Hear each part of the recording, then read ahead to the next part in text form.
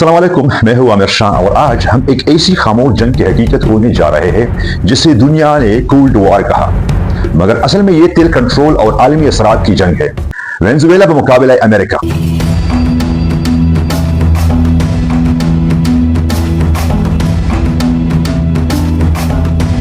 सवाल यह है व्यूअर कि ये दुश्मनी कहीं दूर सियासी इख्तिलाफात से शुरू नहीं हुई, बल्कि यहाँ का तेल इसका अपनी तकदीर खुद चुनने का फैसला और ताकतवर आलमी पॉलिसियों ने उसे एक महाज बना दिया।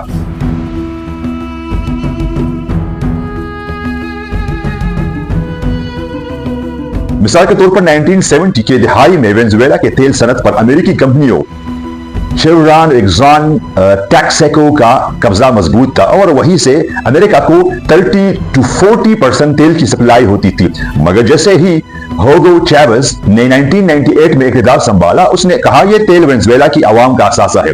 इसी ऐलान के साथ उसने PDVSA Venezuela state oil company को कंट्रोल में लिया और मुनाफा अवामी प्रोग्रामों में लगाया। मसलन मिशन बेरो एडेंट्रो के जरिए मुफ्त सेहत, मिशन रोबिन्सन के तहत खवानदगी बढ़ाई गई।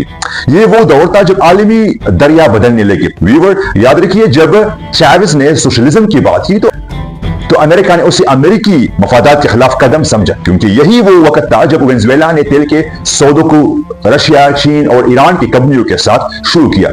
जी हाँ व्यूअर, 2000 के अवाइल में वेनेजुएला ने रूस की नेफ्ट और चाइना की CNPC के साथ मुश्तरका सौदे किए। अमेरिका ने उसे अपनी जेब में चुभने वाला कांटा समझा और यही वो नुक्ता था जहां तलखी बड़ी ना कम हुई। फिर 2002 में एक वाकया हुआ जिसे आज भी वेनेजुएला के अवाम नहीं भूलकर। एक अमेरिका की हिमायत याफ्ता बगावत जिसने होगो चैवेज को 48 घंटे के लिए हटा दिया गया, मगर अवामी एहतजाज और फौज के वफादार हिस्से ने उसे वापस क़ियादत में ला दिया। यही वो दिन था जब वाशिंगटन और कैराकस के बीच एतमाद खत्म हो गया। आप देखिए व्यूअर्स, 2013 में चैवेज के इंतकाल के बाद निकोलो मेडोरो इक़्तिदार में आया और अमेरिका ने एक तरफा तौर पर उसे नाजायज सदर करार दिया। 2014 से लेकर आज तक अमेरिका ने पाबंदियां, सैंक्शन लगाए, तेल की फरोख्त पर पाबंदी आयद की, बिनुल-अक़वामी बैंकिंग निजाम तक रसाई रुकी गई और क्रूड ऑयल एक्सपोर्ट पर दबाव डाला गया। हकीकत यह है कि 2019 में अमेरिका ने जुआन ग्वाइडो को एक खुद साख्ता अबूरी सदर तस्लीम किया, हालांकि उसके लिए अवामी मैंडेट या आजाद इलेक्शन नहीं था। गौर करें, अमेरिका ने सदारती तब्दीली का फैसला खुद क्यों कर लिया। मिसाल के तौर पर 2019 के अवाइल में PDVSA के बैंक अकाउंट्स को मुंजमद कर दिया गया और वेनेजुएला के लिए फंड्स बंद कर दिए गए, जिसका असर बराह रास्त अवामी सतह पर पड़ा। सप्लाई चेन टूट गई, अशिया खुर्द-व-नोश की कीमतें आसमान तक पहुंची, जबकि आलमी मार्केट में तेल की कीमत कम होने के बावजूद वेनेजुएला का क्रूड ऑयल रिचर्ड बे और कैरेबियन तक पहुंच नहीं पाया।